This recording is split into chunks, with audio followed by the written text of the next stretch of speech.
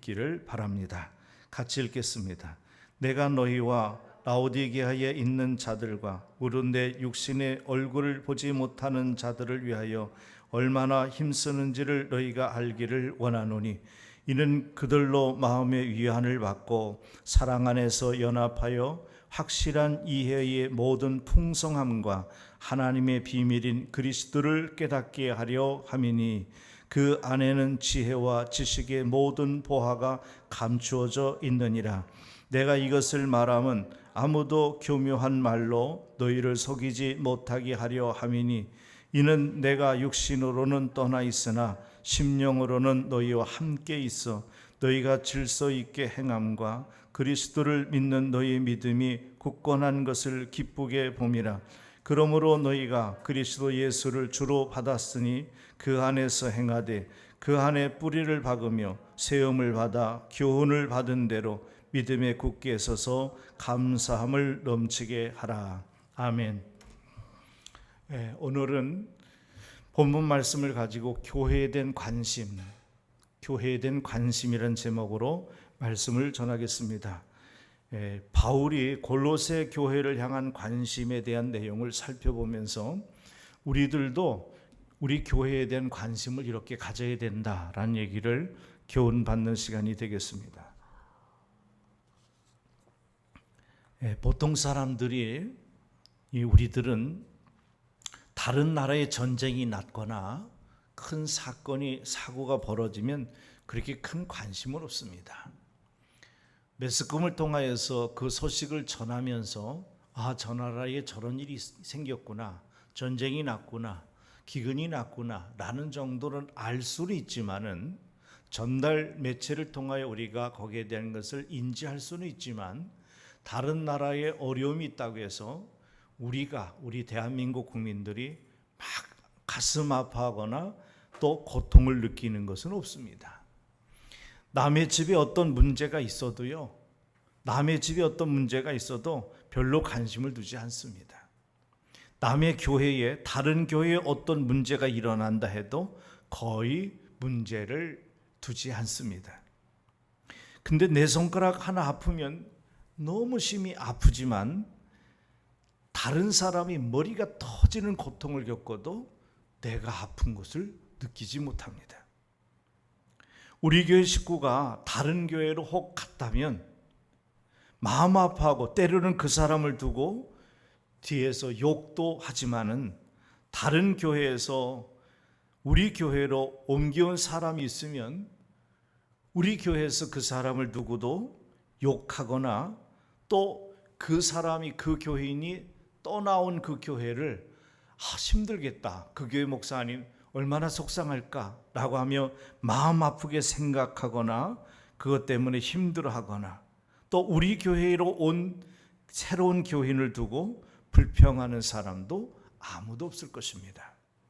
이런 현상은 지나치게 나 중심적 또는 이기주의적인 발상에서 나오는 세상에서 우리들도 그런 풍조에 많이 젖어 있기 때문에 나 자신도 모르게 그냥 자연스럽게 그런 느낌을 받게 되는 것입니다. 그런데 오늘 본문에서 사도 바울은 골로새 교회를 향하여서 이 편지를 쓰며 설교한 것인데 참 아이러니한 것은 바울이 골로새 교회를 한 번도 가본 적이 없다는 거예요. 한 번도 자기가 가보지도 못한 골로새 교회를 두고 골로새 교회에 문제가 생긴 것을 소식을 접해 들면서 너무 마음 아파하고 그리고 골로새 교회를 향하여 권면도 하고 중보하며 기도하고 있다라는 내용이 오늘 본문 골로새서 2장 1절에서 7절까지의 말씀을 소개하고 있는 것입니다. 그렇게 걱정하고 염려한다 해도 자기에게는 아무런 이해타산이 없는데도 골로새 교회 때문에 고통을 당하고 염려하는 진정한 전도자의 참모습을 우리는 바울을 통해서 보게 됩니다. 그것이 우리가 지금 아직 공부하지 아니한 4장 16절에 그렇게 기록되어 있습니다. 이 말은 뭐냐면 바울이 골로새 교회에 편지를 보내면서 이 골로새서를 쓰면서 라오디게아 교회에도 이 서신을 돌려서 봐라. 그리고 라오디게아 교회에 편지를 보내면서 골로새 교회뿐만 아니라 그 근처 주변에 있는 교회에도 돌려서 봐라 라고 했다라는 것입니다. 사도 바울은 골로새에도 라오디게아에도 가본 일이 없기 때문에 골로새에 있는 성도들이나 라오디게아에 있는 성도들이나 또 그 근처에 있는 성도들이 사도 바울의 얼굴을 직접 본 일이 없는 것입니다. 한 번도 만나보지 못했다는 말은 어쩌면 아무런 관심도 없다는 말로 풀 수도 있지만은, 사도 바울은 비록 직접 만나지 못했지만 자기가 그곳의 교회들이 겪고 있는 혼란, 시련 때문에 자기가 힘쓰고 있음을 너희 골로새 교인들은 알아라 라고 했다는 것입니다. 바울이 여기서 너네 교회를 내가 한 번도 가본 적이 없지만 너네 교회가 안고 있는 고민과 지금 어려운 시련을 위해서 내가 기도하는 것을 힘쓰고 있으니 그런 줄 알아라 라고 한 것은, 바울이 내가 너희를 위해서 기도하니까 나를 알아줘, 그리고 자기를 생색내기 위해서 한 말씀이 아니라, 이렇게 당신들과 당신 교회를 위해서 기도하는 사람들이 있으니 위로받고 힘을 내라. 그러니까 기도의 동역자들이 함께 기도하고 있으니까 용기를 가지고 힘을 내라라는 의미에서 그것을 알기를 원한다라고 바울은 썼다는 것입니다. 여기서 힘쓰고 있다는 말이 나오는데, 이 힘쓰고 있다는 말은 고통을 당하면서도 그 고통의 원인이 사라지도록 중보기도를 통해 싸워 나가고 있다는 사실을 여러분들이 알기를 원합니다라고 그렇게 말하고 있는 것입니다. 이미 우리가 1장에서 배워 알고 있는 대로 골로새 교회의 문제는 뭐였습니까? 각 교회마다 문제가 있어요. 우리나라의 대표적인 큰 대형 교회들은 겉에서 보면 편안해 보이지만 그 안에서는 굉장한 문제들이 많이 있습니다. 너무 스트레스를 받아서 수만 명 모이는 교회 목사님이 갑자기 건강하게 목회를 하다가 암으로 죽어가는 목사님들도 우리나라에 여러 분 계십니다. 그리고 그 내부에 들어가면 알지 못하는 어려운 여러 가지 문제들이 많이 있습니다. 그것은 비단 큰 교회뿐만 아니라 작은 교회들도 마찬가지입니다. 골로새 교회도 마찬가지였습니다. 근데 골로새 교회 내의 문제는 뭐였냐면, 이단 영지주의자들이 들어왔다 그랬죠. 1장에서 우리가 배울 때 이단들이 들어와서 그들에게 신앙적 혼란을 일으켜가지고 그 일로 인해서 성도들이 사실 많이 곤란을 또 시련을 겪었고, 그 혼란으로 인해서 교회 내에는 분열이 생기기도 했다는 것이죠. 이런 일로 고통을 당하고 있는 골로새 교회의 성도들에게 그들이 당하고 있는 고통을 함께 나누고 있는 사도 바울이 있음을 골로새 교회가 알기를 원했다는 것이고, 그 고통의 이유가 교회에서 완전히 사라지도록 하나님께 간절히 중보기도하고 있음을 너희들이 알기를 원한다, 그렇게 얘기했던 것입니다.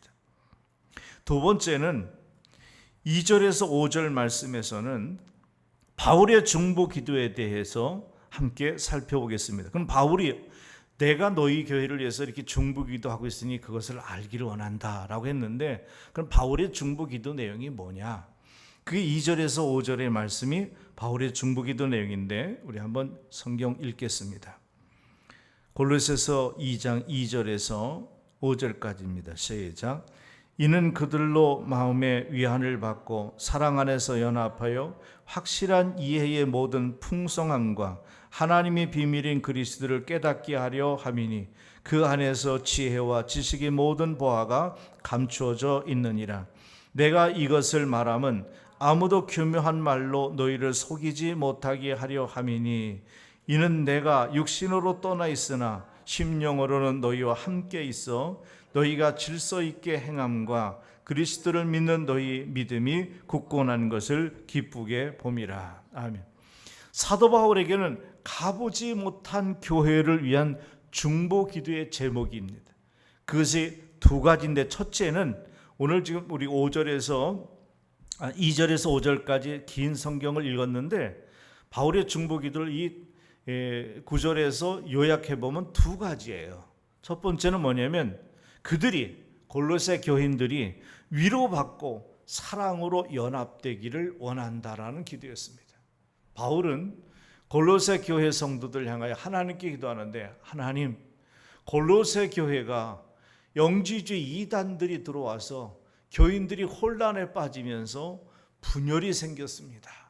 그것 때문에 너무 힘들어하고 있는데 내가 하나님께 간절히 기도하오니 골로새 교회 성도들을 위로해 주시고 그들이 꼭 주의 사랑으로 연합하게 해 주옵소서. 바울의 중보기도의 첫 번째 기도 제목은 그거였습니다. 사랑의 바탕을 이룬 연합은 이단 사상을 추방할 수 있는 큰 힘이 될 것입니다. 한국교회의 행보에 대해서 여러 가지의 호불호가 갈립니다.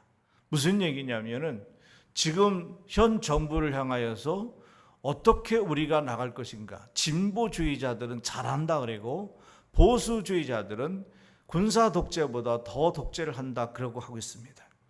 그래서 그것 때문에 투쟁도 하고 싸움도 하고 행동도 합니다. 그리고 그 일로 인해서 어떻게 하고 있습니까? 그로 인해서 많은 교회들이 피해를 보고 있습니다. 그런데 저는 여러분에게 말씀드리고 싶습니다. 어떤 국가적인 사건이나 상황이 벌어질 때에 우리는 투쟁하는 것이 아닙니다. 싸우는 것도 아닙니다. 어떻게 됩니까? 사랑으로 행해야 되는 것입니다. 대통령을 잘해도 못해든 국민이 뽑았고 하나님이 세웠으면 사랑해야 됩니다. 그리고 국회의원들도 사랑해야 됩니다. 피해를 보고 눈물을 흘리는 백성들도 사랑해야 됩니다. 자금의 한국의 정치 풍토나 대한민국의 현 상황과 코로나 바이러스로 인해서 책임을 정당들이 서로 떠넘기고 있습니다. 그건 대통령도 그 표현에서 자유롭지 못할 것입니다. 그런데 나는 이렇게 제안하고 싶습니다. 지금 우리나라에 있는 자금의 상황은 정치적 활용의 이용도로 사용돼서는 안 됩니다. 우리는 지금 이 땅에서 모든 5천만 동포와 백성들이 정말 사랑으로 하나가 되는 길만이 코로나도 이길 수 있고 정치도 안정 가져올 수도 있고 나라도 안전을 가져올 수 있다고 생각합니다. 그러므로 투쟁보다 또 물리적인 싸움보다 사랑입니다. 사랑해야지 해결됩니다. 바울은 골로새 교회의 이 문제를 싸우라고 하지 않았습니다. 그리고 투쟁하라고 하지도 않았습니다. 바울은 하나님께 이렇게 기도합니다. 저들을 위로해 주시고 사랑으로 하나 되게 해 주옵소서. 사랑이 방법이라는 겁니다. 기독교의 진리는 교리적 진리도 있고 율법도 있고 계명도 있고 다 있습니다. 그러나 기독교의 진리의 핵심은 사랑입니다. God is love. 하나님은 사랑이시라. 하나님이 세상을 이처럼 사랑하사 독생자를 주셨습니다. 누구든지 자기 친구를 위해서 제 목숨을 잃으면 이보다 더 큰 사랑이 없다 했고 그것을 실천하는 자만이 나의 친구라고 예수님이 하셨습니다. 내가 죄인이든 아니든 관계하지 않냐고 주님이 이 땅에 오신 것은 무엇 때문에 오셨느냐? 나를 사랑해서 오신 것입니다. 사랑하는 내 자녀가 지옥으로 가는 것을 싫으셔서 오신 것입니다. 사랑 때문에 죽으셨고 사랑 때문에 성육신 되셨고 사랑 때문에 우리를 용서하신 것입니다. 바울은 골로새 교회가 이러한 진리의 정신에서 사랑으로 하나 되기를 간절히 원했던 것입니다. 두 번째 기도의 제목은 통찰력과 풍부한 지혜와 이해력을 가지고 그리스도를 바로 알기를 원한다는 기도를 했던 것입니다. 다시 말해서 이단 사상이 무엇이든 간에 이단이 뭐냐라는 것을 알기 전에 그리스도에 관한 올바른 지식과 지혜와 이해가 있다면 아무런 문제가 될 것이 없으므로 사도 바울의 중보 기도 제목의 두 번째 제목은 교회 성도들이 하나님의 비밀인 그리스도에 대해서 올바로 알기를 원한다라는 기도를 했던 것입니다. 사도 바울이 그렇게 그리스도를 아는 지혜와 지식을 강조한 것은 아무도 그리스도가 아닌 다른 속임수로 골로새 교회 성도들을 교회에서 끌어내지 못하게 하기 위함이라고 했습니다. 여러분, 우리가 죄를 짓는데 죄를 안 지려고 노력하면 죄를 안 질까요? 그래도 죄를 짓습니다. 나쁜 말을 안 하려고 입을 꽉 다무른다고 해서 나쁜 말이 안 나올까요? 속으로 욕합니다. 그러므로 죄를 안 지려고 하고 나쁜 말을 안 하려고 하는 것보다 그리스도의 사랑과 그리스도의 진리와 그리스도의 비밀을 알기를 원하고 예수님의 사랑을 품으면 욕도 안 하게 되고 속으로도 나쁜 말 안 하게 되고 그리고 죄하고도 멀어질 수 있다는 거죠. 바울은 그것을 알았기 때문에 이렇게 두 가지 기도를 드렸던 거예요. 사랑으로 하나 되게 해 주십시오. 두 번째는 그리스도에 대해서 바로 알게 해 주십시오. 이단을 배척하고 멀리 해야 됩니다. 그러나 싸우게 해 주십시오.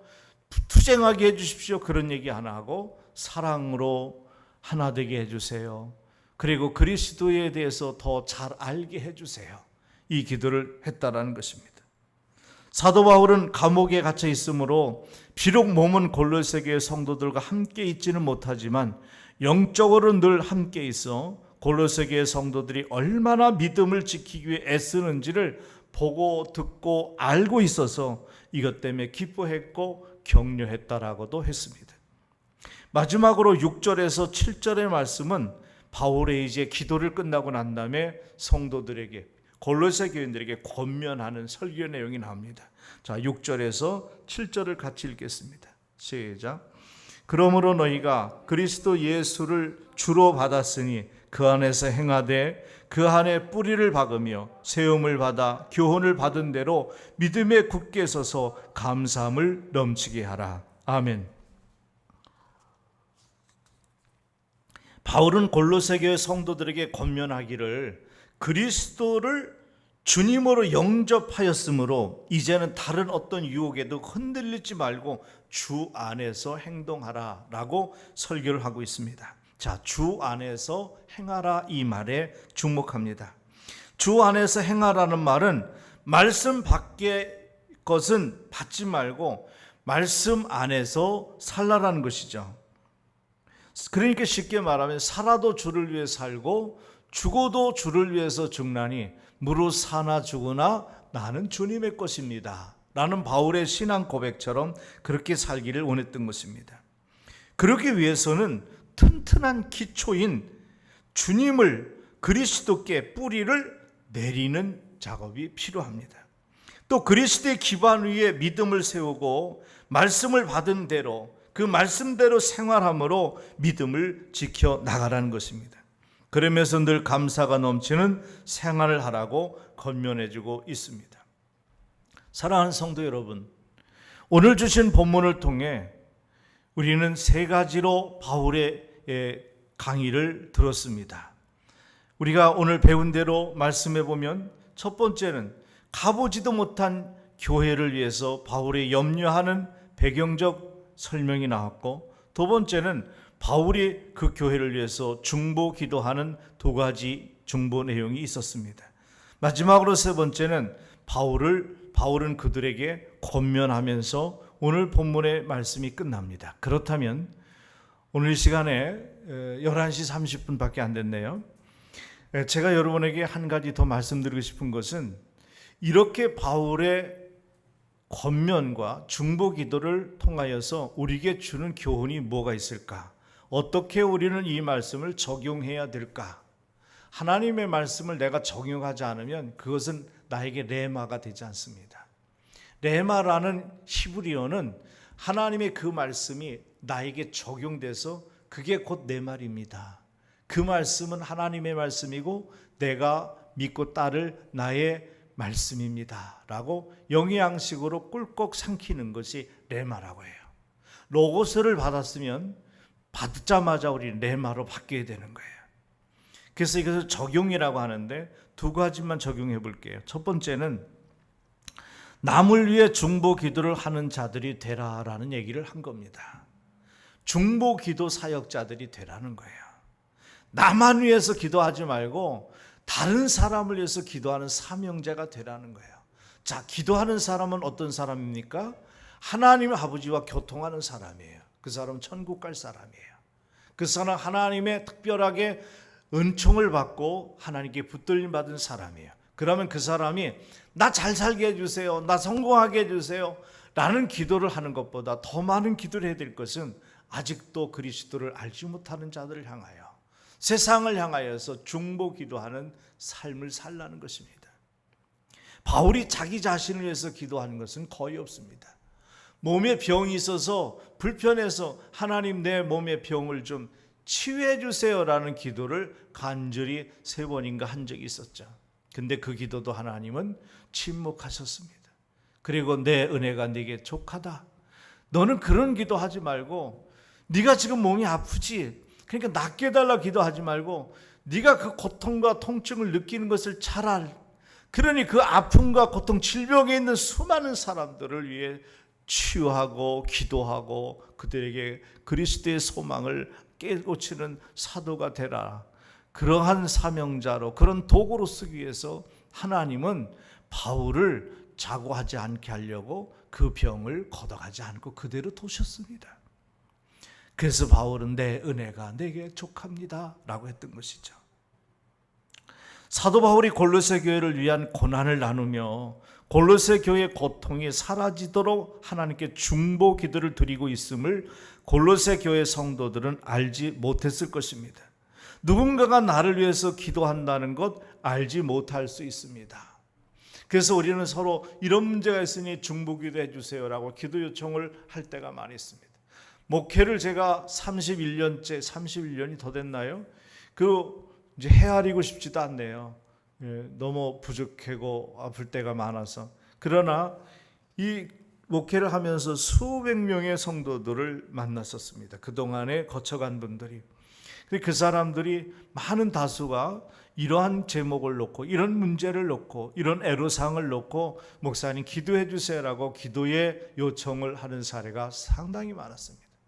중보 기도를 습관처럼 요구하는 성도도 있었습니다. 매우 잘하는 것입니다. 근데 우리는 알아야 됩니다. 우리가 찬송을 이제 설교 끝나고 결심 기도할 때 찬송을 한 곡 준비했습니다마는 내가 지쳐서 기도할 수 없을 때도 누군가가 나를 위해서 기도하고 있음을 알라는 것입니다. 바울은 그렇게 골로새 교회를 향하여서 얘기한 겁니다. 그리고 중보 기도를 하고 있습니다. 오늘 이 설교를 듣는 우리 성도님들이 자신은 모르지만 자기 자신을 위해 누군가가 기도하고 있음을 알아야 됩니다. 내 자신이 현재가 있는 것이, 내가 지금 현재 존재하는 것이 누군가가 나를 위한 기도의 결과라고 믿을 수 있어서 자신도 모르지만 자신을 위해 기도해 준 많은 분들께 감사하며 그 빛을 갖기 위해서 우리도 다른 사람을 위해서 기도하는 중보의 기도자가 되어야 된다는 것입니다. 우리 지금 이 설교를 듣고 예배에 동참하는 김영철 집사님 가정, 오혜은 집사님의 가정, 진서연서도 함께 설교를, 예배를 참석하고 있다고 했는데 정말 힘든 시대에 힘든 사업과 직장생활을 하고 있습니다. 나 혼자가 아니라는 것을 꼭 기억하십시오. 누군가가 당신을 위해 기도하고 있습니다. 누군가가 나를 위해 기도하고 있습니다. 그 기도의 힘은 굉장한 겁니다. 그 기도의 힘을 믿으세요. 그가 기도할 때 하늘의 하나님이 움직이십니다. 이 중보 기도의 위력을 바울은 알았기 때문에 중보 기도하면서 내가 너희 교회와 너희들을 위해 기도한다. 그러니 용기를 내라라는 것입니다. 우리들도 이렇게 서로를 위해서, 나라를 위해, 가족들을 위해, 이웃을 위해, 선교지를 위해 중보 기도하는 사람이 되라고 오늘 바울이 우리에게 교훈한 첫 번째 적용 메시지입니다. 두 번째는 그리스도가 가르치신 말씀을 바로 알고 그 말씀에 기초된 믿음의 뿌리를 내리고 세워나가 발전하는 믿음을 가지라는 교훈입니다. 구약의 유대인들의 믿음과 그리스도가 가르쳐 주신 믿음은 엄청난 차이가 나요. 구약 시대의 믿음은 뭐예요? 원수를 미워하라는 것이었어요. 구약의 성경의 계명에는 원수를 미워하라 그랬어요. 근데 그리스도의 가르침의 신약의 믿음은 뭐예요? 원수까지 사랑하라는 것이었습니다. 예수님이 그랬죠. 너희가 구약에서 계명에서 율법에서 원수를 미워하라는 말씀을 들었을진데 나는 너에게 말하노니 원수까지 사랑하라, 이렇게 주님은 말씀했어요. 분명하게 구별한다면 구약적인 믿음은 땅의 믿음이고 신약적 믿음은 하늘을 향한 믿음이라는 것이죠. 왜냐하면 구약시대의 믿음은 육적인 수준에 넘지 못한 초보적인 믿음이었고, 그리스도가 가르쳐 주신 신약적 믿음은 땅에서 발을 떼고 하늘을 향하여 함께 올라가는 믿음이기 때문에 그렇습니다. 우리 손에 말씀이 있지만 그리스도의 말씀을 뒤로 하고 자기의 고집과 전통만 사로잡혀 있는 신앙은 땅에 뿌리를 내리고 땅에 세운 믿음일 것입니다. 그리스도가 가르치신 말씀을 상고하고 배운 말씀대로 실천해 나가는 신앙은 땅에서 발을 떼고 하늘을 향해 올라가는 신앙이 되는 것입니다. 어리석은 자는 땅에서만 살기를 원하지만 지혜로운 자는 땅을 떠나 하늘을 향해 점점 올라가는 신앙을 갖기를 원하는 것입니다. 그래서 찬송가에 보면 저 높은 곳을 향하여 날마다 올라갑니다는 찬양도 있고, 주를 앙몽하는 자는 올라가는 찬양이 그러한 말씀에서 나온 가사인 것입니다. 우리들은 그리스도께서 가르치신 말씀의 깊이를 이해하고 그 정신을 따라 삶으로 하늘로 올라가는 신앙을 가져야 합니다. 그러기 위해서는 마음이 가난한 자는 복이 있나니, 어떻게 마음이 가난한데 복이 있을까? 풍성해야지 복이 있는데, 우리가 이것은 풍성해야지 복이 있다는 것은 땅의 믿음이고 육적인 믿음입니다. 그런데 마음이 가난한 것을 복으로 믿는 사람은 하늘의 소망을 두는 믿음인 것이죠. 이 땅의 물질과 이 땅의 육신적인 것을 집착해 사는 사람은 항상 어깨가 무겁습니다. 그리고 매일 근심과 걱정 속에 삽니다. 물론 건강하게 살아야 됩니다. 잘 먹고 잘 살아야 됩니다. 그러나 그런 것 때문에 무겁게 산다는 것을 우리는 알아야 됩니다. 우리의 진짜 살 것은 천국입니다. 하늘나라에서 영원히 살 것을 소망하며 산다면 마음이 가난한 자는 복이 있다라는 말씀을 이해할 수 있어야 됩니다. 원수를 사랑하라는 깊이를 이해하고 실천할 수 있어야 합니다. 지극히 작은 자 하나에게 한 것이 바로 주님께 한 것이라는 말씀의 가르침도 이해할 수 있어야 합니다. 받는 자가 복이 있는 것이 아니라 오히려 주는 자가 복이 있다는 그의 가르침의 뜻을 이해해야 합니다. 내 이웃을 내 몸같이 사랑하라는 가르침과 오른뺨을 때리면 왼밤까지 돌려달라는 말씀을 이해할 수 있어야 합니다. 하늘 높은 곳에 땅에 내려오시되 종의 형체인 인간의 몸을 입으시고 내려오셔서 십자가에 지신 예수님의 깊은 뜻도 이해할 수 있어야 합니다. 죽을 수밖에 없었던 죄인 되었던 인간을 구원하시기 위해 십자가를 지신 주님의 은혜와 사랑도 이해할 수 있어야 합니다. 이런 것들을 깨닫고 주님의 교훈대로 실천해 나가는 자들이 땅에서 발을 떼고 하늘을 향해 올라가는 발전적인 신앙을 가진 성도가 될 것입니다. 주님의 천국 복음에 대한 가르침을 이해 못하고 아직도 구약적 믿음의 수준에 있다면, 아직도 물질 만능주의, 극단적 이기주의에 사로잡혀 있다면, 떡을 먹고자 주님께 또 한 번 왔던 5천 명의 사람들과 다를 바가 무엇이 있겠습니까? 여러분은 오늘도 사는 이유가 떡을 먹기 위해서 살 것입니까? 주를 위해 살 것입니까? 주님 앞에 나와 예배하는 것이 물질을 복을 받기 위해서 예배하는 것입니까? 아니면 생명의 떡이신 예수님과 하나 되기 위함입니까? 또 주님의 가르치신 천국 복음의 깊이를 이해하지 못한 신앙인들은 세상에 유혹이 많은 이단 교리의 바람에 얼마든지 흔들릴 수 있는 자들입니다. 우리들은 주님을 바로 알아야 합니다.